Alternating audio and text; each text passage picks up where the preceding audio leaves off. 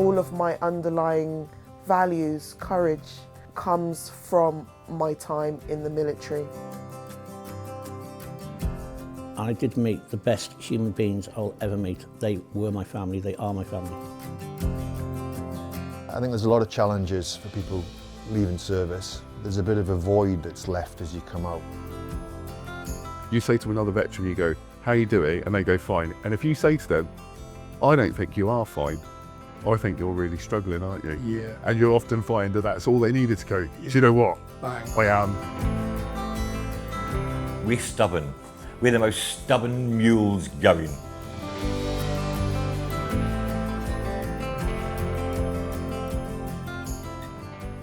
A lot of people, when they leave the forces, they've never lived on their own. They've never cooked their own meals.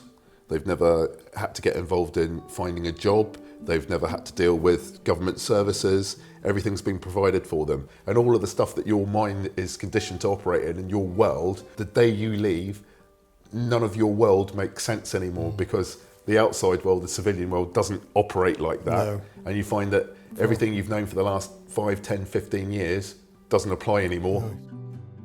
I'd been living in half a shipping container with 5 or 6 blokes. So there was constant, high tempo of pace of life all the time. So it was sort of very lonely coming back to UK. I had no kids, had no family. Looking back on it, it was difficult and it was very unsupported. The biggest challenge that I faced when I left the army was stuff that you probably learn when you leave school. For example, I didn't know that you paid for water.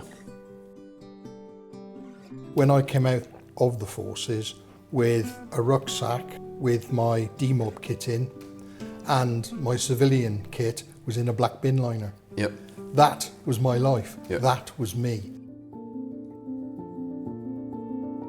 It's sad. There are a lot of veterans out there that haven't got the support and they need the support. On my transition, I thought, okay, I've got to be like them now.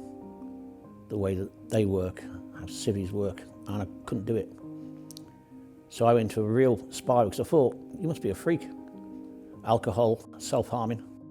I just couldn't adjust. You have to retrain yourself. You've learnt to live one way of life and that way of life doesn't really apply anymore. I think I only really found my voice or knew who I was once I had gone through the army. I am everybody. I'm a painter, I'm an artist, I'm a poet. It just adds to, I guess, the self-image I have of myself.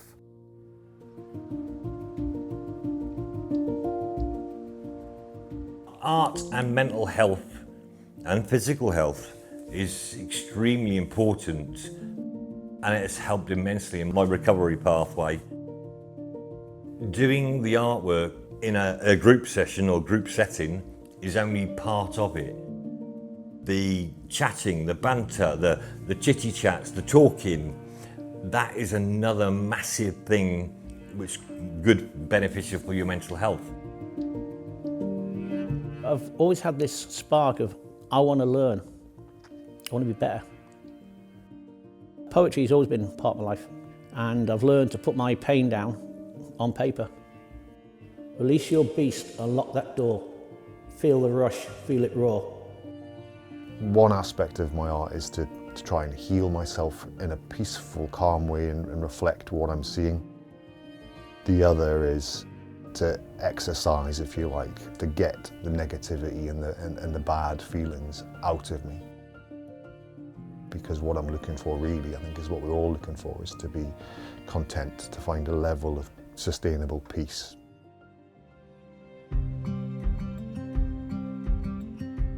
I don't consciously try and concentrate.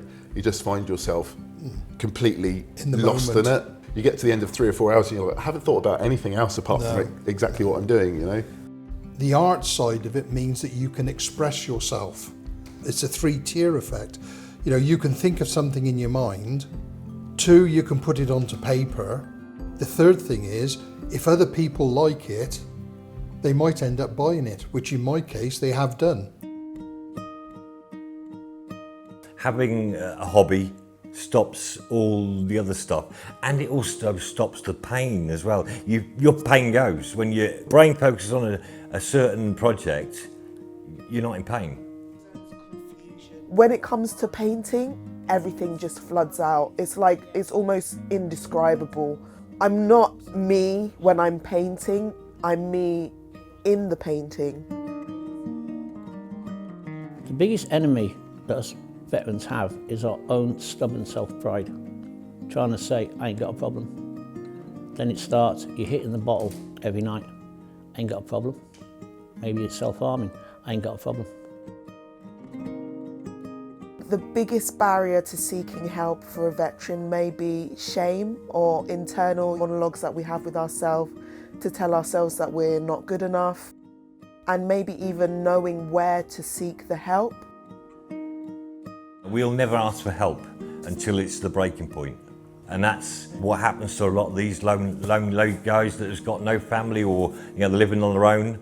That's what happens. My best advice is keep in touch with your comrades. They're the best therapy you can ever have. Just try and relax and get in contact with yourself and try and find out who you are. Just enjoy being authentic and being yourself and enjoy that journey, and don't try and be a soldier for the rest of your life. That's it's not going to stand you in good stead. The public doesn't understand that anyone that has left the military is technically a veteran. It's an accolade to be a veteran, just signifies that you have served your country and given part of your life to the King. I still have dark days, but then you pick yourself up. Put on your big boy trousers and seek help. Whatever else you might think, you're not bulletproof, you're not immortal. Yeah, seek help, lads and ladies. You have served your country, you have given back. So now it's time to give to yourself and let yourself thrive.